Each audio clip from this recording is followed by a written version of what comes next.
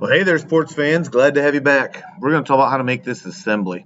Now, you can start by clicking, here's a part. Here it says new assembly. I could click on this. Gets us into a .iam. I can also go up here to new, and if I click on new, it's going to give me the options of doing a standard IAM, which is also the exact same thing. I think it is, to my knowledge at least. And I can also go up here and create an assembly. So I'm just going to start by clicking here.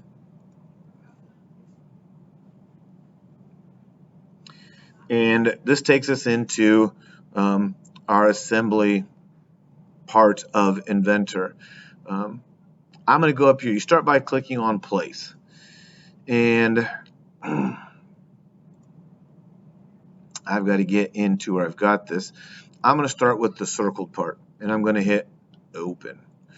And what that does now is I'm zooming out so you can see it, but here's my circular part, and I could place a couple of these in here. The more I place here, the more you'll see. So I'm just going to go ahead and place 2 of them in here. I did that by left-hand clicking on my mouse. You would do the same thing by left-hand clicking on your thumb pad if you're a thumber. I'm going to right-hand click and hit OK. Right-hand click of your thumb pad, click on OK. So now I'm going to start to do some assembly. Other people like to bring in all of their parts at the same time. I don't like to do that. I'm not saying it's wrong or right. But what I'm going to do here now is try to show you about some constraints. I'm going to hit constraint. And we have 2 different types of constraint, mate and flush. Mate constraint would be if we push, you put your hand up against the wall, your hand is mated to the wall, meaning that the face of your hand, the palm of your hand, is pressed up next to the surface of the wall. So that's a mate constraint. A flush constraint would be like if we push 2 desks that are perfectly at the same height next to each other, the tops of those 2 desks would be flush to each other. So I'm going to start off with what's called a mate constraint. I'm going to take this surface right here and mate it to this surface right here. And what we do is you just simply click on those 2 surfaces, and they're mated now. Now once I do that, I'm going to hit apply and cancel, and I'll talk about why I do that every single time starting off in a second. But what I want to show you guys is that right now these 2 surfaces, sometimes you might get a drawing that looks like this after you've mated them. Well, they're still mated because if I slide it up, their faces are face to face. What we mean by mate is that I can't slide them away from each other left and right. I can slide them up and down because all we did is make that one plane be mated up next to each other. The next thing I'm going to do is I'm going to, if I keep turning this, let's go here. All right.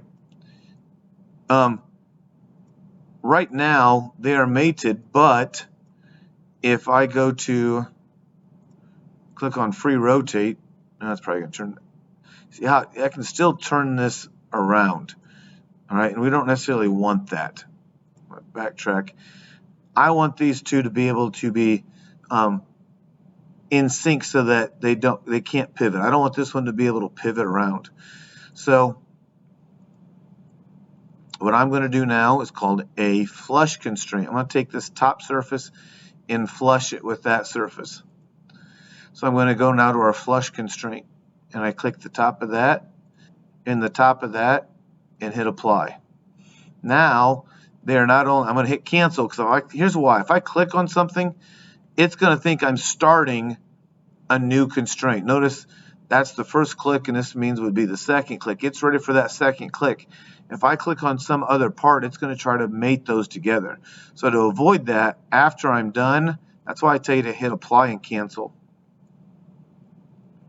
Now, I'm going to kind of introduce you to a third constraint in here right now. We're talking about it.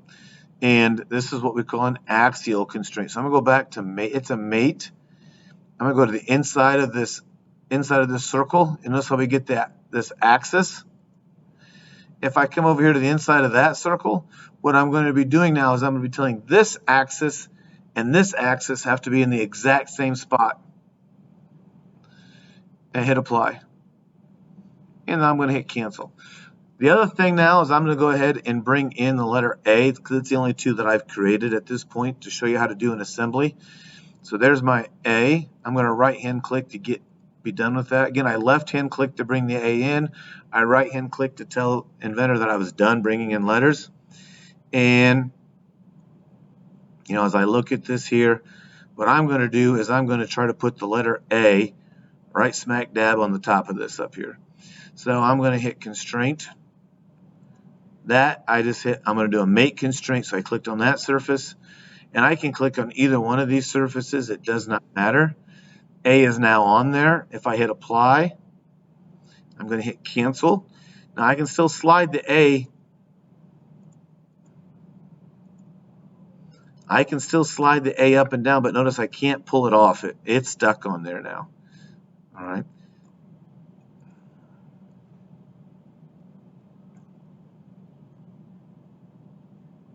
Trying to get it to turn here a little bit. There we go. I can bring the A back some. That's my assembly.